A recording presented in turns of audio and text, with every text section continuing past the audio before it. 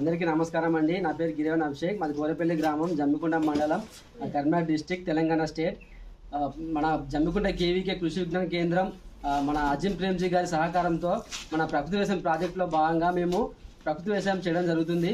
మేము అంతకుముందు వివిధ రకాల ఎక్కువ కెమికల్ వాడి పంట తీయడం జరిగింది. ఈ ప్రాజెక్ట్ రావడంతో మేము దానివల్ల ఉపయోగాలు, దానివల్ల నష్టాలు తెలుసుకోవడం జరిగింది. ఈ ఎక్కువ కెమికల్ వాడడం వల్ల అప్పుడు ఏంటంటే అంతకుముందు మనం కెమికల్ వాడడానికి కారణం ఎక్కువ జనాభా ఉండడం వల్ల మనకు వివిధ రకాల వంగడాలు తీసుకువచ్చి వాటిని కెమికల్ ద్వారా ఎక్కువ ఈల్డింగ్ తీయడం జరిగింది. అందులో వల్ల ఇప్పుడు అది ఎక్కువ కెమికల్ కావడంతో ఇప్పుడు మనకు చాలా రకాల రోగాలు రావడం జరుగుతుంది. ఒక మనిషికి చిన్న వయసుతో సంబంధం లేకుండా క్యాన్సర్ కానీ హార్ట్ పేషెంట్లు కానీ చాలామంది ఎక్కువ రోగాల బారిన పడుతున్నారు. అందువల్ల ఇప్పుడు మనం ఏంటంటే ఇప్పుడు ఈ ఉన్న జనరేషన్లో మనం ప్రకృతి వ్యవసాయం చేసినటువంటి పంటల తిండి తినడం వల్ల మనకు మంచి ఆరోగ్యం ఉంటుందని రైతులకు తెలియజేస్తున్నాను. ఇప్పుడు మేము ప్రస్తుతానికి మన కేవీకే నుంచి వెళ్ళి ప్రకృతి వ్యవసాయం ప్రాజెక్టులో మేము దాని గురించి తెలుసుకొని మేము మారడం జరిగింది. మేము ఫస్ట్ ఏంటంటే దేశీ వెరైటీ మైసూర్ మల్లిక వేయడం జరిగింది. మొత్తం పూర్తిగా మన నేచురల్ ఫార్మింగ్కి రావడానికి మొదలుగా మేము ప్రకృతి వ్యవసాయంలో దేశీ వెరైటీ మైసూర్ మల్లిక విత్తనం వేసి ఆ వంగడాన్ని మేము ప్రకృతి వ్యవసాయ పద్ధతిలో పండించడం జరిగింది.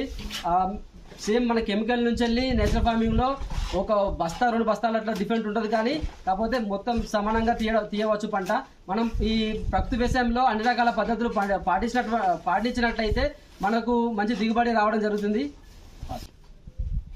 మనం ప్రకృతి వ్యవసాయం పద్ధతిలో మనం ఫస్ట్ వరి కోసిన తర్వాత వరి కోయకాలు కిందకి కోసి దాన్ని తగలబెట్టకుండా ప్రొపైల్ కానీ బయోడికంపోజర్ చల్లుకొని దాన్ని నవధాన్యాలు చల్లుకొని మురగబెట్టి పూత సమయంలో కలిదున్నట్లయితే భూమి లోపల భూమికి కావాల్సిన పోషకాలు, మొక్కకు కావాల్సిన పోషకాలు భూమి లోపల భూసారం పెరిగి చౌడు నేల లేకుండా చేయడం జరుగుతుంది.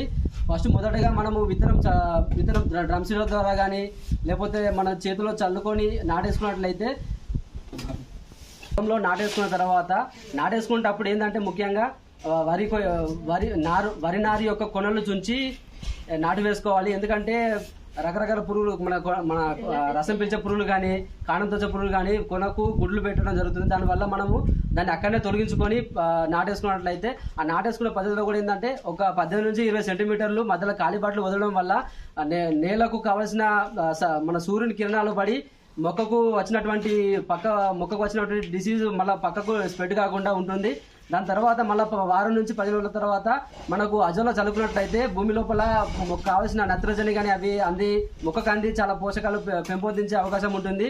అదేవిధంగా మనకు వారం 7 రోజులు 8 రోజుల తర్వాత ఏంటంటే మనకు ఏడబ్ల్యూడి అనే పైప్ ఉంటుంది. ఆ ఏడబ్ల్యూడి పైప్ పెట్టుకోవడం వల్ల మొక్కకు కావాల్సిన పోషకాలతో పాటు ఏంటంటే నీరు ఎక్కువగా పెట్టడం వల్ల ఎరుపు కానీ రకరకాల రోగాలు రావడం జరుగుతుంది. మొక్కకు ఎంత కావాలో అంతే పెట్టడం వల్ల మొక్కకు ఎక్కువ దిగుబడి రావడం జరుగుతుంది, పంట తీసుకోవడం జరుగుతుంది. అదేవిధంగా ఏంటంటే ఈ నీరు ఎక్కువ పెట్టడం వల్ల చాలా నష్టాలు ఉన్నాయి. కాబట్టి ఆ ఏడబ్ల్యూడి పైప్ పెట్టుకొని అంటే 6 తడి పద్ధతిలో మనము పైప్ పెట్టుకొని నీరు ఏ టైంలో అంటే హోల్స్ ఉంటాయి, హోల్స్ పద్ధతిలో తక్కువ వచ్చినప్పుడు నీళ్ళు పెట్టుకోవడం కానీ ఎక్కువ ఉన్నప్పుడు తీయడం కానీ చేయడం వల్ల మంచి ఈల్డింగ్ తీసుకోవచ్చు.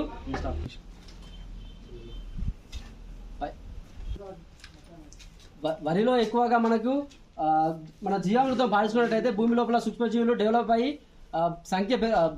భూమి లోపల సూక్ష్మజీవుల సంఖ్య పెరగడం జరుగుతుంది. దానికి మనకు జీవామృతం 4 సార్లు పారేయడం కానీ 4 సార్లు మీ పైపాటుగా మొక్కకు పిచికారీ చేయడం వల్ల మనకు మొక్కకు మంచి పోషకాలు అంది భూమి లోపల సారం పెరుగుతుంది, దిగుబడి కూడా చాలా బాగా వస్తుంది. పురుగు మందులుగా మనకేంటంటే అగ్నియాస్త్రం, రసం పీల్చే పురుగులకు నీమాస్త్రం కానీ